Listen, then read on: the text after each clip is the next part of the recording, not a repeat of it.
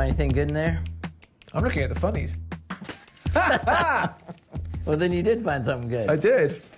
Rob Orchard is a British journalist and co-founder of Delayed Gratification, a new magazine with a twist. They cover stories months after they initially happen, practicing slow journalism, a counterpoint to the breakneck speed of today's news cycle. Rob gave me the scoop on how American journalism has influenced not just the news industry, but nations around the world. What is it about free press in America that is so revolutionary? When journalists in the rest of the world talk about the heights, the glory days, it's all stories about the US. It's the stories about, like the Rolling Stone commissioning people to go off for 3 months and them inventing an entirely new style of journalism in gonzo journalism. And, like this is the place with the innovation and the thought and the talent and so on.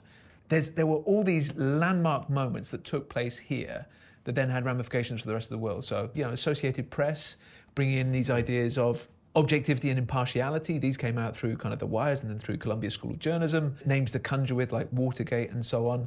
So a huge amount. And it seems to me that it's been quite a beacon, American journalism for people across the world. A lot of people across the world live in regimes and nations where there's no history of a free press.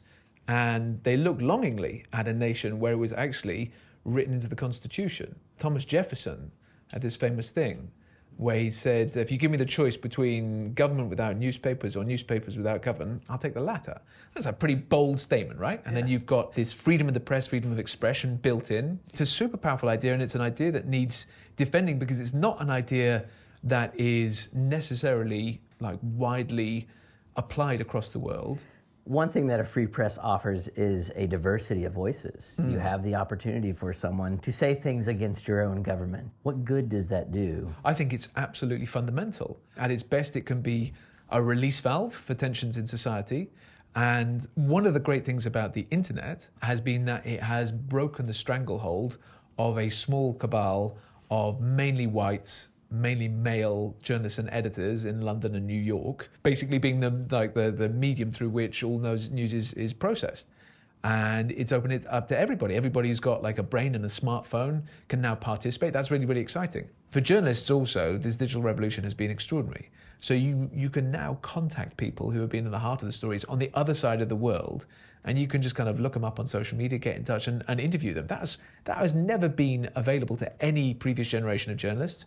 You can conduct research, in the kind of the furthest reaches of libraries in a matter of seconds, when before you'd have to physically go there and talk to somebody, wait and get the books out. You can also reach audiences around the world in a way that was never possible before. You can sell your journalism across the four corners of the planet. I love the stories of it, right? I love sitting down with somebody and talking with them and interviewing them, and suddenly these really fascinating things emerge and you start to make connections. I like writing a 6,000 or 7,000 word feature, which kind of goes in, it grabs you by the throat at the beginning and then takes you on this roller coaster ride, and hopefully it spits you out at the end with your worldview like a little bit changed. That's the best bit, right? That's the most exciting bit.